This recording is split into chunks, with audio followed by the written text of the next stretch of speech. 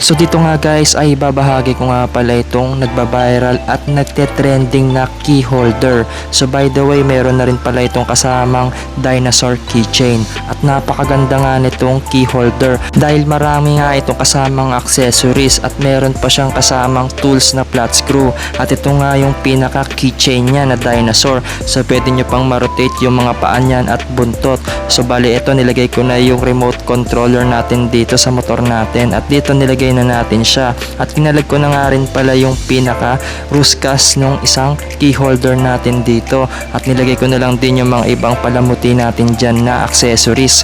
So dito ilalagay na natin yan at higpitan na natin gamit yung pinakamaliit na flat screw na kasama niya. So napakaganda, 'di ba? Meron pa siyang kasamang tools at napakaganda pa ng design niya at leather pa yung ginamit dito at yung pinakamaterialis ay napakaganda talaga. So biruin mo, nasa 100 plus lang ito.